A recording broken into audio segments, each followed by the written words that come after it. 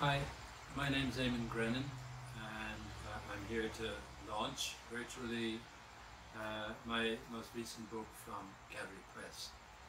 It's called PLAINCHANT. This is it, I don't know if you can see it, but there it is. It has a wonderfully iconic seagull in it in the Patrick Hennessy painting. Anyway, PLAINCHANT, and it's a great pleasure again to see a book of mine come out from Gallery. I'm always very grateful to Peter, Jean and the gallery team for their faith in it, and for all the work they do, they and their great team. So thank you all, as they say, or as some Americans say, y'all. I'm going to read 3 poems of my own, and since this is also a launch that is connected with Justin Quinn's new book called Shallow Seas. Brilliant, lovely, great book, it seems to me. Entirely lively and strange in many ways, but so immediate and so playful and so serious. And Shallow Seas, very deep. So, anyway, off we go. First poem I'm going to read is the first poem from this book, PLAINCHANT, and it's called Encounter. I start the book actually with a little epigraph, the whole book, with a little epigraph from the poet Paul Celan, and it says, "You were there with a splinter of life." I like that. Encounter.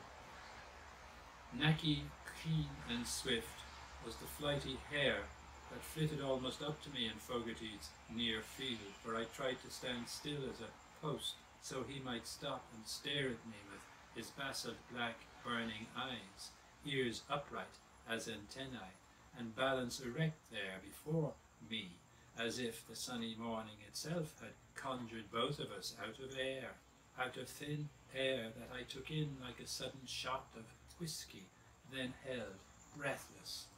But he simply glanced-swerved, agile as any fighter's jet, then away with him between the mud-spattered green ridges of the next field, to be all headlong, leg-elbowed dash beneath the barbed wire fence, into the out of sight, leaving only his ears to me, as if pointed and pencil sketched on the clear air, until they too faded, as I followed my own bent and pondered the blue sky and the sea's ribbed dish of green and blue blown glass, part still singing from that encounter, which I'm packing away now in these plain words, to be taken out at times of need, the stop, the suddenness of the coming and going, the whole morning woven like a wreath around basalt black eyes, brown cantilevered legs,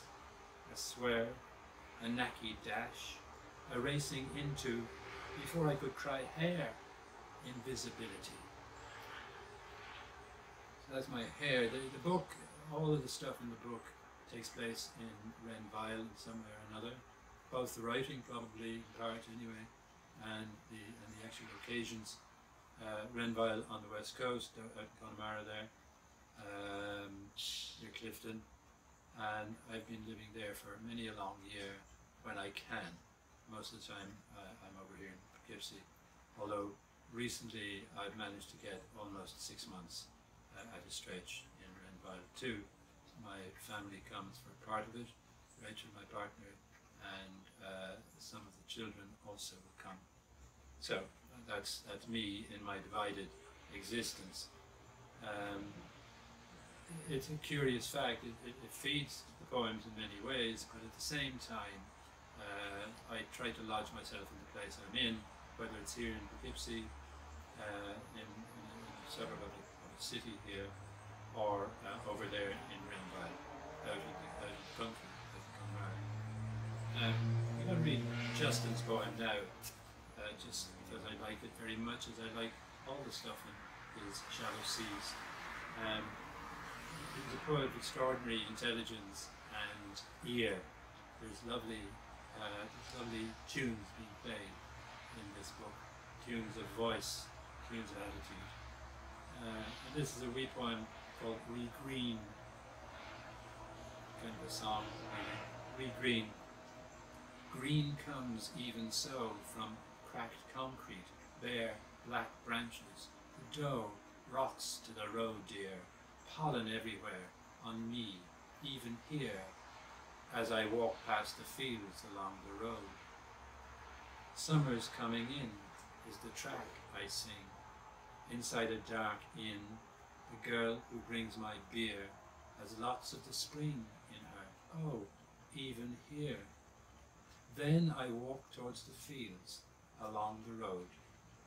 There are people packed like leaves through the ground in each plot and tract, dozing year on year, tossing and turning around gently, even here, where I walk past the fields along the road. These ones sing their airs from lodgings in the earth, asking me who cares and who'd like to hear what they've left of mirth, even now and here, when I walk past the fields along the road. I will rot like wood, no matter how I flee. Still, the day is good. Old songs learnt by ear, make free, oh, make free with me, even here, as I walk past the fields along the road. Lovely, lovely delicacy about that, as well as a robust engagement with the actual. Love that the rhymes. You know, your friends, your poets, your colleagues, all are a kind of stimulus, I suppose I'd say, and certainly I find this book of Justin's stimulates in good ways. Here, lots of poems in here have birds in them. Stuff I've done for years. Has always been engaged with the bird life. So I read this one. It's called Lark Luster. I'm sure many of you have heard in one part of the world of Ireland or another, or over here indeed, the ascent of the lark. And there's that lovely song, the lark in the clear air. Right now I'm hearing a bird right nearby. It's not a lark, actually it's probably a catbird. Lark Luster.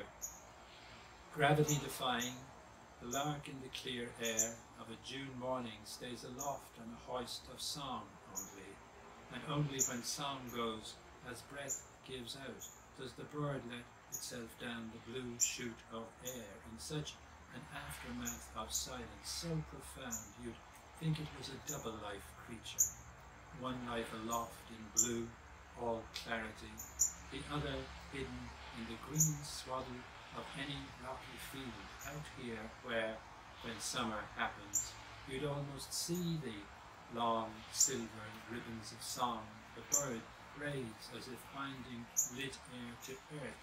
That is all shadows to keep us as we walk our grounded passages down here, alive to what is over our heads, song and silence, and a lot of us leaning up, mind defeated again, just harking to it. I guess when you're writing, you mess around with memories of what you've heard in songs and so on, bits and pieces, and I guess hark, the lark. I presume somewhere behind all that maybe Shelley, but I wouldn't want even to think of how far away. There are, although a lot of the poems exist in the proximity of animals and birds, landscape, there are a few humans in here too, and there's one in this poem, but she will come in at the end.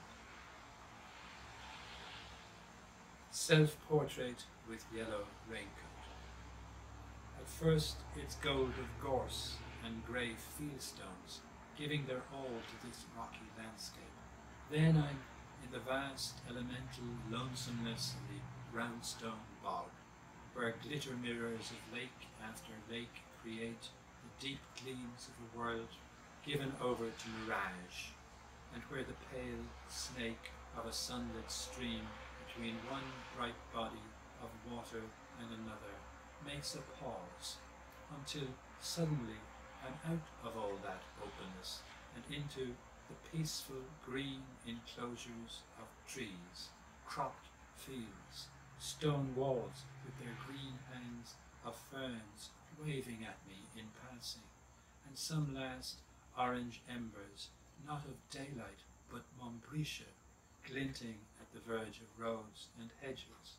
And then it's the sheer comfort of 4 Connemara ponies, 2 white mares and a brown and a black foal, suddenly sighted, racing across the slope of their hedge-bound pasture, manes and tails flying in the crosswind like the blown-back foam of whitecaps rising and racing to their own consummation on the tide line of the White Strand, where yesterday, with the sky all coppery light and the wet sand streaked with opal and pearl where the tide had drawn back, I could glimpse suddenly my daughter in her visionary lemon raincoat walking towards me through pools of pale mauve, over which I found myself hurrying to meet her.